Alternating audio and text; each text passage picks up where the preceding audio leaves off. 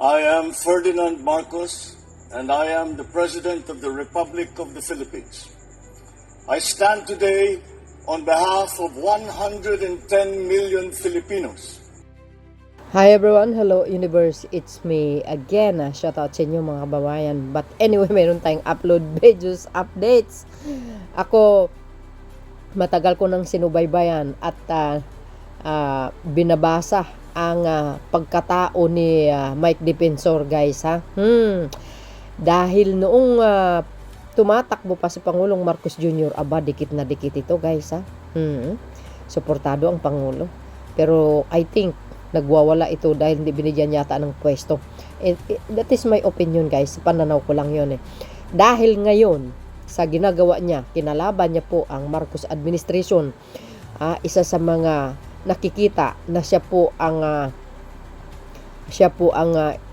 isa sa mga utak sa destabilisasyon laban sa Marcos administration or laban sa Pangulo. Ako, guys, pananaw ko, kasi grabe ito kung makapagsalita laban sa Pangulo, guys, ha. Sabi dito po ng ABS-CBN, ng ABS-CBN, guys, ha. Pinangalanan ng palasyo ang dating mambabatas na si Mike Defensor bilang isa sa mga umano'y na sa likod ng planong destabilization plot laban kay Pangulong Ferdinand Marcos Jr. Tama naman, eh. Yun ang pananaw ko, guys, ha. Kahit siguro kayo, ang lakas ng loob nito. Palas, Mike Defensor in destabilization plot versus Marcos. Ito, guys, ay nakakulong, si Mike at saka si Marcoleta. Sa panahon ni Pangulong Marcos Jr., pinapairal talaga ang batas. Hindi naman pwede na lang na kung ano naman ang pinaggagawa mo sa kapwa mo, paboran ka na lang, hindi ka ikukulong, hindi ka sampa ng kaso. Ayun naman gusto nila mangyayari, dahil dun sa panahon ni Pangulong Digong, dating Pangulong Digong. Yun, di ba? Bakit nasabi ko? Kasi nga, di ba, kay Kibuloy, pinabayaan niya, hindi niya hinayaan na makulong si Kibuloy, bagkus kinanulong niya pa kasi best friend. Ngayon si Kibuloy nasaan? Di nasa kulungan, di ba? Sabi dito, guys, tuloy, para kompleto detalyado. Journal, August 9, 2026. Sabi dito, Malacanang on Friday explicitly tagged former Congressman Mike Defensor as one of the individuals allegedly behind a destabilization plot against President Ferdinand Marcos Jr. Sabi po dito, the palace released the statement a day after several former bodyguards and expelled Navy personnel recanted their testimony, claiming that the delivered suitcase of cash to President Ferdinand Marcos Jr., former House Speaker Martin Romualdez, and other lawmakers.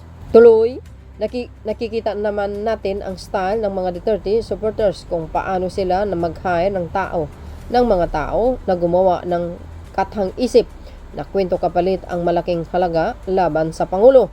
Communication Undersecretary Claire Castro said in a recorded video sent to Palace reporters. Oh my gosh! Maraming nakaramdam, na party ito ng plano ni Mike Defensor at ibang kasamahan niya para sa isang destabilization goes. Walang usok na hindi umuusok. Ako ay nagsasalita lamang para kay Pangulong Marcos Jr., hindi para sa kwento laban sa ibang tao. She added, Castro then reminded the public not to fall victim to fake narratives that are circulating without adequate proof.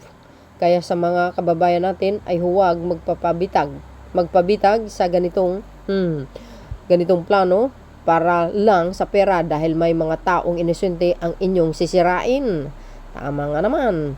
Kung ano man ang mga naimbestigahan ng Office of the Ombudsman sa Malita Boys patungkol kay dating Speaker Romualdez at iba pang ituturo ay nasa kamay pa na po yan ng Office of the Ombudsman. Defensor accompanied the former bodyguards and their lawyer Attorney Libito Baligud in several press conferences and congressional proceedings where they testified to facilitating the alleged delivery of ill-gotten public funds to the chief executive. Agay. Okay, sabi dito guys, defensor accompanied the former bodyguards and their lawyer, Attorney Baligo in several press conference and congressional proceedings where they testified to facilitating the alleged delivery of ill-gotten public funds to the chief executive. Defensor is currently facing a plunder case before the Sanibang Bayan and is detained in Quezon City. Oh, ayan na, nakakulong yan. Yan ang sinasabi natin eh. Oh, obvious ba mga kababayan? Ay, nako. Sabi po dito ng mga nagko-comment, at ang pinaka likod ni Inday. Nako! Inday Garutay. Hindi kasi ginawang MMDA chairman eh. Kaya yan nga eh. Galit na galit eh. Gusto niya kasi may pwesto. Kaso lang wala eh. Hindi sa pinagbigyan ng pwesto sa Marcos administration. I think pakaalam ang karakas nito kung ano ang ginawa niya sa mga nakaraan. Si Defensor, ang direktang boss niya ay si GMA. OM goes. Ang galing nun guys si Gloria Labandera, no? Grabe pala. Oo. Bitay ang parusan yan. Sana nga. Kung mayroon pa tayong batas na ganun eh. Why not? Finally, someone believable is tagged with a destabilization plot. Naku! Obvious naman eh. Di ba guys? Kahit kayo, alam na alam nyo. Pati si Chavit, kung tutuusin, madami sila. Oo nga eh.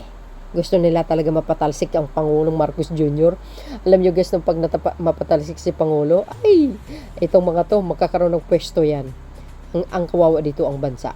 Ang mga mamamayang Pilipino na walang, kumbaga mga inosente. Nung panahon ni Digo nga eh. Kung pumatay ka lang eh. Ay ka nga, sa panahon ni Digo, kumitil ka lang eh, parang aso lang.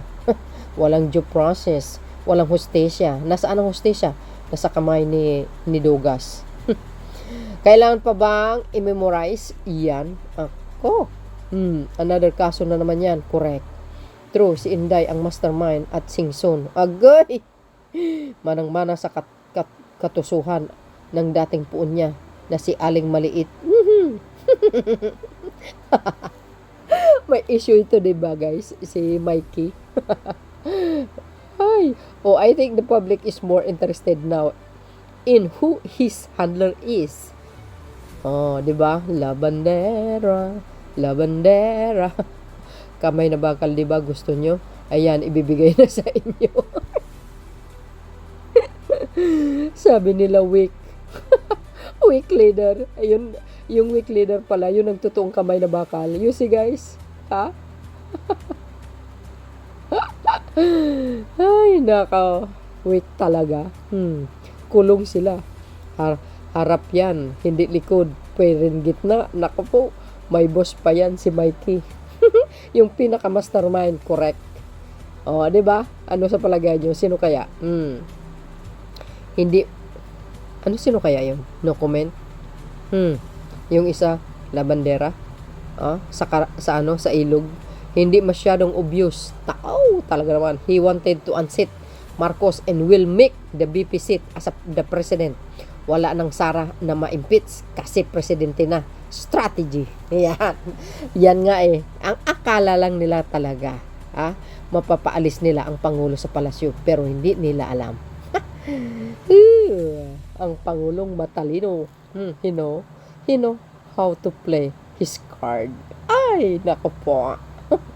Investigate other disturbed leaders associated with the Mr. Defensor due process is must to determine Mr. Defensor connection with disturbed group. Diba? Di ba pag may rally, nandoon sila kasama si Tupac. Obvious ba? Siyempre nasa likod niyan ay si Labandera. Kasuhan na yan. Alam niyo na, guys. May extra service, guys. Lul. Isama niyo na rin palaging kasama at pinansyal niya si Sabit Singson. Kaya nga, is the picture acting on his own or there's also someone behind him? Of course. What do you think? Ah, di ba? He cannot acting like that if there's no someone behind. Aside from the Duterte camp, of course, there he is. Ibig sabihin, there's someone out there. Do you think, guys, who is the person? Well, for me, sa akin na lang yun. At si Ate Glow. Glowing in the dark. Sobrang obvious ba? Totoo naman yun. Hindi lang po si Mikey diferensya. Hindi si Mike diferensya, kasama niya din si Marco Beta at si Garutay at saka si Labandera. Ang tanong, sino ang nasa likod niyan? Well, common sense, guys. What you think? Well, many of us naman, no, they are basis on what they observe, guys, in the past few months, no, since 2022 nag-umpisa ng mga kaguluhan ng mga ito. I think nakikita naman natin sila yung sila yung magulo, not the Marcos administration. Nakikita nyo naman ang sinabi ni Congressman Sandro, di ba? Gusto ng mga nung dating admin, sila pa din ang hahawak ng Pilipinas, magmamando kahit si PBBM ang pangulo, dahil nga gusto nila yung speaker, Senate President, mga secretary ay ES, ha?